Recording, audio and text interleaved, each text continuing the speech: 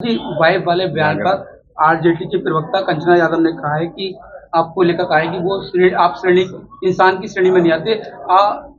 मर्यादित शब्दों का प्रयोग किया आपके लिए। तो जाने दीजिए, जिसको जो कहते मैंने कहने दीजिए।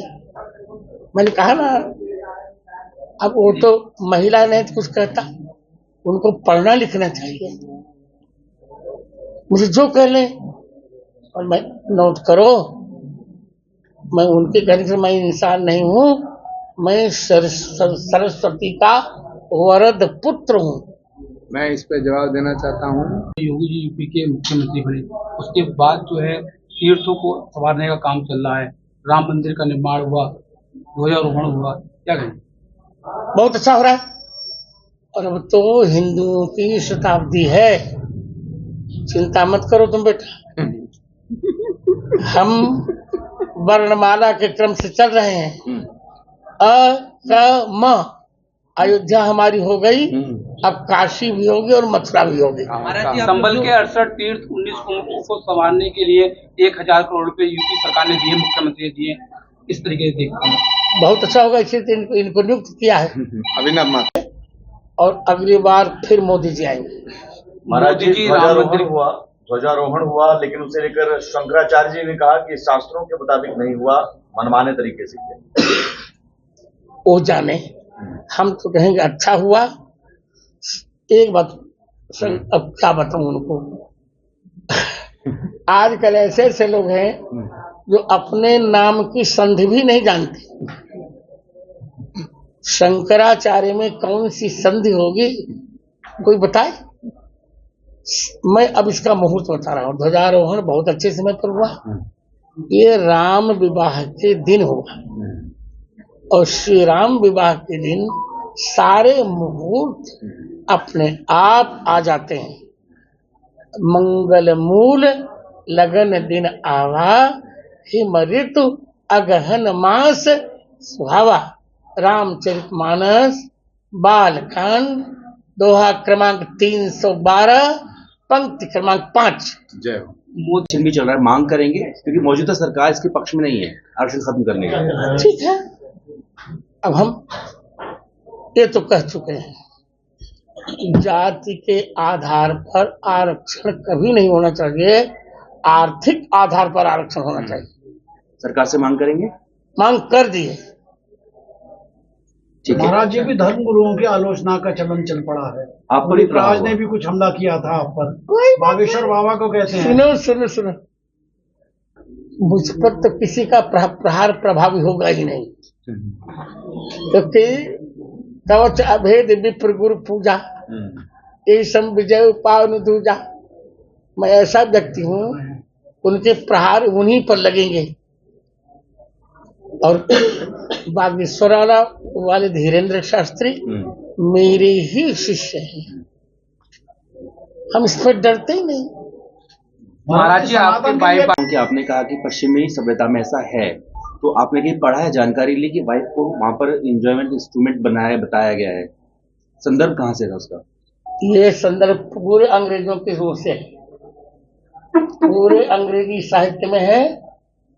इसीलिए हमारे यहाँ पर आप जानते हैं, हमारे यहाँ डाइवोर्स नहीं था, थोपा गया। और मैंने अंग्रेजों द्वारा कही एक एक अक्षर की व्याख्या में कहा था, अप्रमश नहीं। वाइफ का पहला अक्षर क्या बताइए? वंडरफुल। फिर क्या है? इंस्ट्रूमेंट। फिर क्या है? एफ है। हर अंग्रेजी इतना जो करो। फार। फिर क्या है? इन्वायरमेंट। ये अंग्रेजों की ही व्याख्या है, हमारी नहीं। कहीं लिखित में है महाराज जी ऐसा? हाँ, लिखित में है। तो बता सकते हैं नाम आप साहित्य किसी का? लिखित में है। एक बहुत अच्छे विद्वान हुए, बहुत अच्छे विद्वान टीएस बहुत अच्छे विद्वान हुए, उनके लेख में भी है। और स्वयं शेक्सपियर ने एक बात कही, फेल्टी दाई नेम इज वोमेन,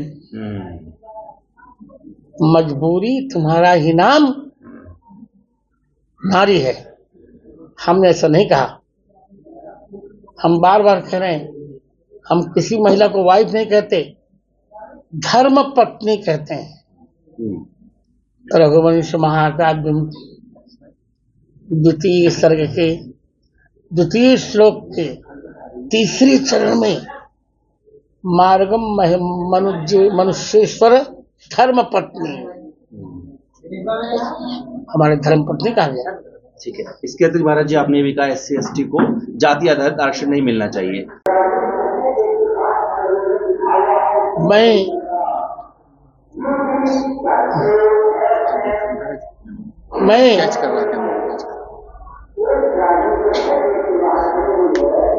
प्रस्थानित त्रैभाष्यकार हूं। मुझे यह कहने में अच्छा लगेगा आपको भी, शंकराचार्य से लेकर वल्लभाचार्य तक ये परंपरा चली, फिर लुप्त हो गई। फिर उनके चेलों ने अपने अपने गुरु को जगत गुरु बना डाला, पर मैंने ऐसा नहीं किया।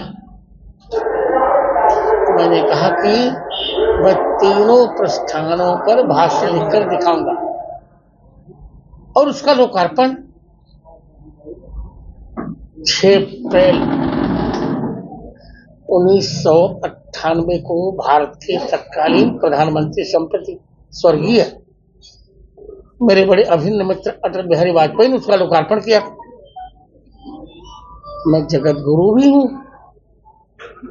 एक धर्माचार्य हूं, और मेरे अनुज बैठे हैं प्रमोद कृष्णन जी। अहंकार नहीं, अपनी बात तो मैं बताऊं। मैं कहने जा रहा हूं, मैं ऐसा व्यक्ति हूं जो ऋग्वेद से लेके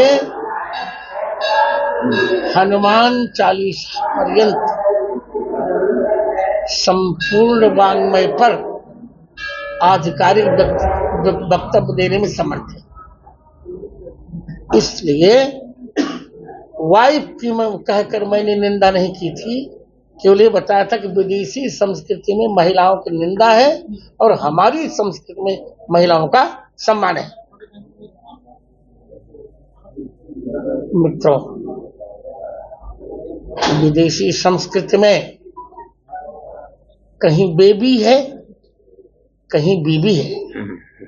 केवल भारतीय संस्कृति में महिला न बेबी है न बीबी है, वो तो देवी है। तो मैंने क्या अनुचित कहा था? केवल मेरी प्रतिभा को धूमिल करने के लिए कतिपय भारत में अभी भी जयचंद्र के अंशावतार मेरी निंदा करते, करने दीजिए। हाथी हाथी फिरे बाजार, कुत्ते भौंके हजार। पर मैं आज मीडिया के सामने बहुत विनम्रता से कह रहा हूं कि कभी भी मैंने विवादित वक्तव्य नहीं दिया है। जो कहूंगा वो शास्त्रीय हो और कहना भी चाहिए। अब किसी को मिर्ची लगे तो मैं क्या करूं?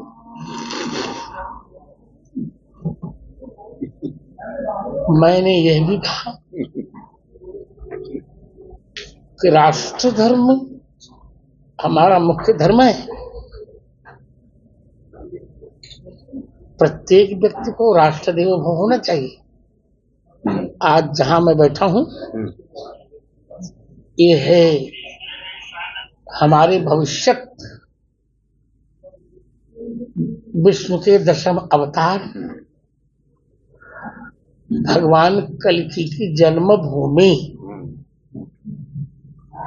शंभल ग्राम मुख्य ब्राह्मण से महात्मना स्वयं कहा।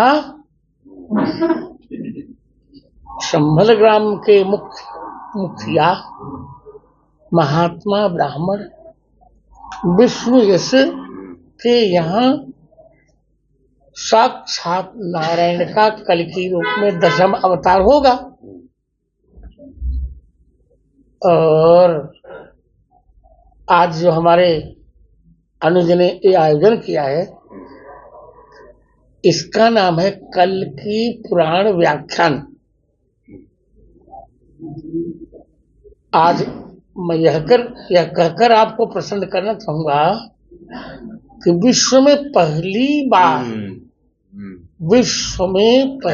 बार कल की पुराण पर कोई वक्तव्य हो रहा है, और यह श्रेय श्री चित्रकूट तुलसी पीठाधीश्वर पद्म विभूषण और ज्ञानपीठ से पुरस्कृत और हमारे प्रमोद कृष्ण के अग्रज जगत गुरु रामानंदाचार्य मुझ स्वामी रामभद्राचार्य द्वारा प्रस्तुत है। जय हो। ये मैंने अपनी बात कही। अब आप जो पूछा चाहे पूछे, मैं उत्तर। वंदे मातरम, वंदे मातरम, वंदे मातरम। महाराज जी एक प्रश्न है, महाराज जी अभी प्रश्न है कि जिस तरह से वीरेंद्र शास्त्री जी महाराज जो है वो पूरे सनातनियों को एक करना चाहते हैं, वहीं सनातनी जो गुरु है, धर्म गुरु है, वो आपस में क्यों खंड खंड दिखाई देते हैं? कोई नहीं खंड, जो धर्म गुरु होगा खंडित होगा नहीं। मैंने उनकी पद यात्रा के विश्राम के तक नहीं किया था। किया था, बिल्कुल समापन। महाराज जी, जो पश्चिमी यूपी को लेकर आपने बयान दिया था कि वो मेरी पाकिस्तान बन रहा है, अब अभी भी लग रहा है, अभी भी लग रहा है। संभल में भी कितने प्रतिशत है आप जान ही रहे हैं। हम लोग हिंदुओं का पलायन क्या आप नहीं जानते?